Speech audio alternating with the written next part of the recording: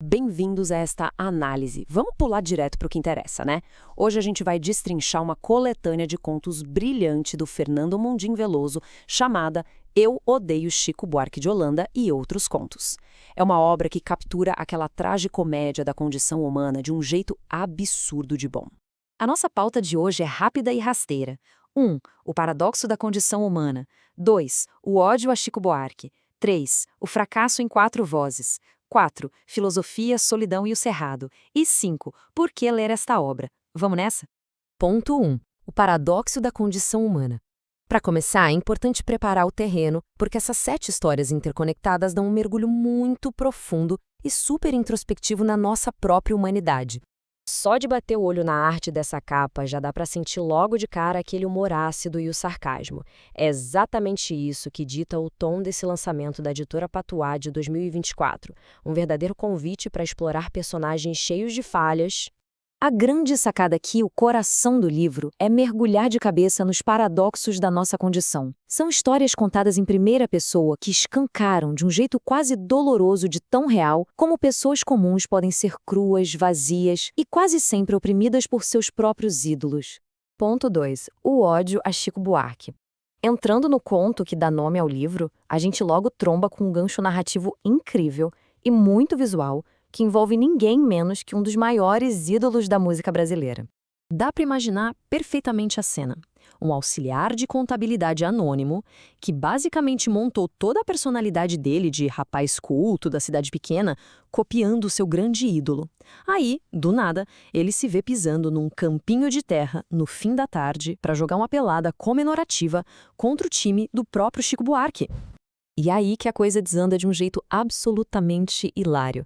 Aquela admiração cega vira um ódio cruel e instantâneo no exato momento em que o nosso protagonista leva um drible super elegante do ídolo que tem 70 anos de idade. O resultado?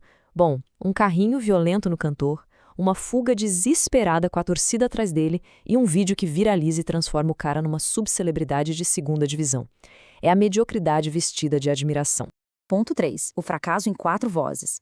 Avançando na nossa análise, a gente percebe como a obra vai montando um quebra-cabeça psicológico super complexo, cruzando histórias do segundo ao quinto conto do livro.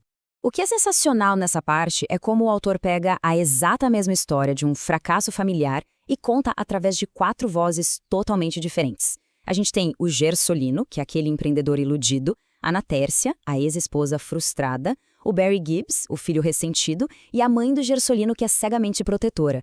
Isso escancara o poder absurdo da nossa vaidade e dos nossos pontos cegos.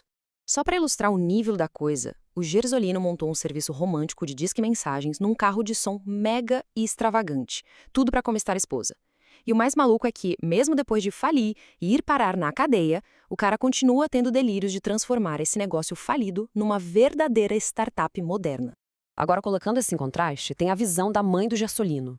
Ela filtra tudo através de uma fé cega.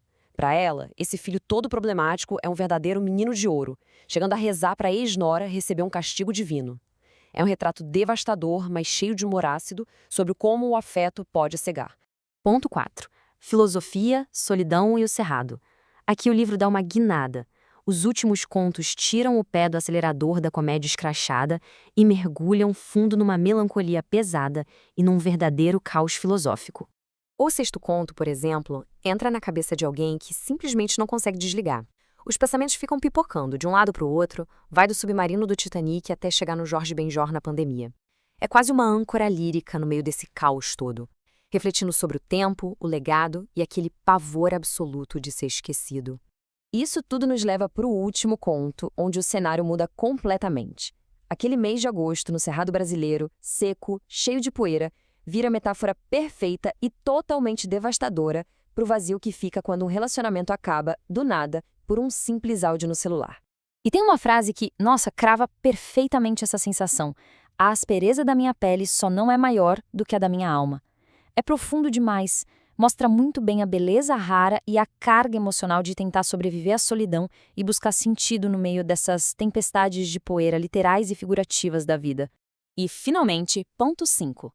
Por que ler esta obra? Chegou a hora de entender por que essa verdadeira pérola literária é daquelas aquisições e leituras mais do que necessárias. A mistura que o livro entrega é imbatível. É aquele humor super ácido com reflexões muito profundas. Os personagens são tão tragicômicos que parecem nossos conhecidos, não acham? É impossível não dar risada do herdeiro arrogante ou daquela mãe sem noção, e o perigo é rir e de repente reconhecer esses mesmos traços na gente. Tudo isso com uma escrita fluida e nada pretensiosa. E um detalhe de ouro: conseguir colocar toda essa genialidade narrativa e profundidade psicológica em apenas 104 páginas. Olha, é garantia de que cada minuto dessa leitura vai valer demais a pena. Não tem um segundo de enrolação. Sem falar que não é só a gente que está elogiando, não. O livro carrega prêmios de peso, tipo segundo lugar no Prêmio Book Brasil, e sai por uma editora que levou o cobiçado Prêmio Biblioteca Nacional. A qualidade é atestada e comprovada pela crítica. Então, para fechar, depois de ver como esses contos espelham nossos próprios fracassos e vaidades de um jeito tão brilhante, a recomendação não poderia ser mais clara. Fica o convite para garantir um exemplar o quanto antes e se jogar nessas páginas. É a chance de explorar mentes hilárias, cheias de defeitos de maravilhosamente humanas, que sem dúvida vão render uma experiência de leitura inesquecível.